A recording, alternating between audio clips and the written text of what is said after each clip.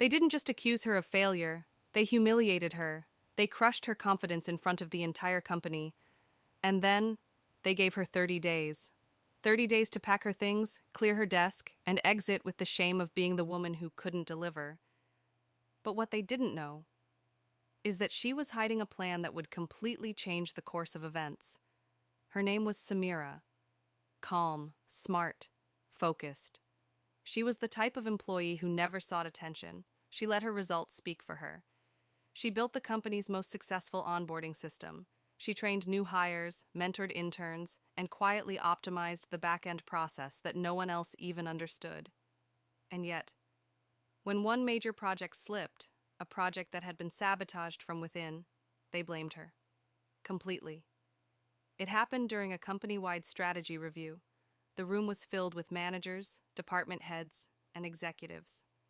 The CEO, Mr. Garrett, stood at the front of the room, holding a red-marked report.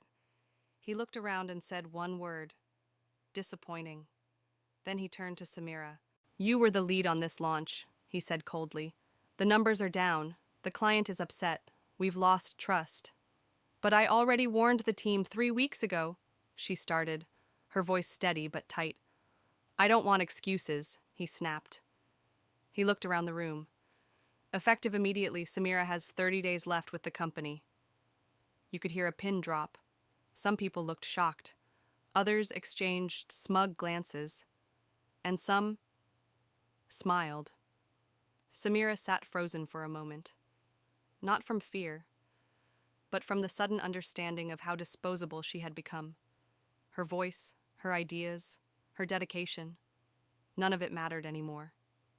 She stood quietly, nodded once, and walked out of the room. Her heart didn't race. Her face didn't burn. But in her mind, she was already working, because they didn't know who they had just fired. In the days that followed, whispers filled the halls. She had it coming. Not cut out for leadership. She always worked alone, never a team player. They didn't know the truth. They didn't know that Samira had uncovered something months ago: quiet sabotage, a pipeline reroute error deliberately introduced into the system by a jealous coworker, Richard. She had documented it, but she never used it. She believed in fixing things, not blaming others. But now, everything had changed. She still had access to the system, and more importantly, she still had relationships with the clients. They weren't just numbers on a spreadsheet to her. They were real people, and many of them had grown to trust her more than they trusted the company. That night, she opened her notebook. At the top of the page, she wrote, "Day 1, the silence before the storm," and the countdown began. Visual cue: 30 days until the fall. The first week, she didn't reach out to anyone. She listened. She read every report. She tracked every bug, every missed deadline, every drop in communication. Richard had taken over her responsibilities, and the problems were already beginning to show. Clients complained about delays. Emails went unanswered. Small requests were forgotten. But still, Samira said nothing, because silence was her greatest weapon. On day 8, she attended a business networking dinner, not as a company employee, but as a private consultant.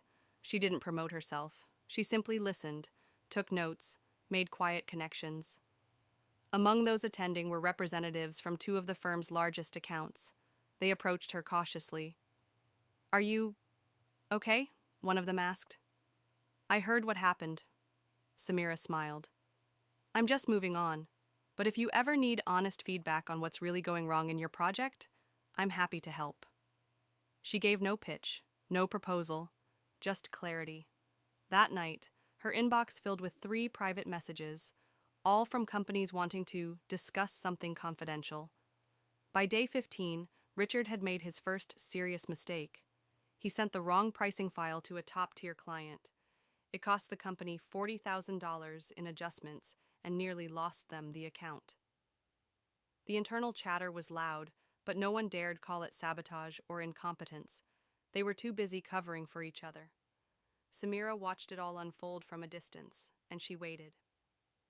Visual cue: 2 weeks until Revenge Day. On day 20, she received an unexpected call from Mr. Garrett himself. His voice was low. "Samira," he began, "I wanted to clarify some things before your exit is final. I heard you're meeting with former clients." She didn't flinch. "I meet with a lot of people," she replied smoothly. "I've always built relationships, remember?" A long pause. "I'd like to offer you an extension," he said carefully. 30 more days, just to wrap things up." Samira smiled, calm, polite, cold. "I'm afraid I already have plans." What he didn't know was that she had already incorporated her own firm, Nova Logic Advisory, lean, specialized, efficient. On day 24, her new website quietly launched, with zero marketing. But clients found it anyway. Within 48 hours, she had 5 consultation bookings, and 2 major clients had initiated informal offboarding from her old company. The firm began to panic. Emails flew, damage control meetings were scheduled. Richard was put on leave. Mr. Garrett tried calling again, but Samira was busy. Visual cue, 5 days until the fall. On day 28, her firm officially signed a multi-year contract with the biggest account her old company had ever held. A project worth nearly $3.5 million. She hadn't poached them. They approached her. Why? Because they trusted her. Because they remembered how she made them feel seen, understood, valued. Because they knew the company had thrown away its greatest asset. And now, they were simply following her lead. On day 30, she walked into her former office for the final time, to sign her release documents, to return her badge. She wore a navy suit, sharp and graceful. She smiled at the receptionist. She nodded to old coworkers. But when she walked into the boardroom, silence fell. Mr. Garrett sat at the head of the table. Richard was nowhere to be found. The atmosphere was different now. No more arrogance, just unease. Mr. Garrett cleared his throat. "I've heard about the new project," he said quietly. Samira said nothing. He looked at her, really looked at her, for the first time. "I underestimated you," he said at last. Samira finally spoke. "Number U dismissed me." She leaned forward, voice calm and clear. "You mistook silence for weakness, but silence isn't submission." She stood, and just before she walked out, she turned and said, "Next time you accuse someone of failure, make sure you're not looking in the mirror." And with that, she left, calm, unbothered, triumphant.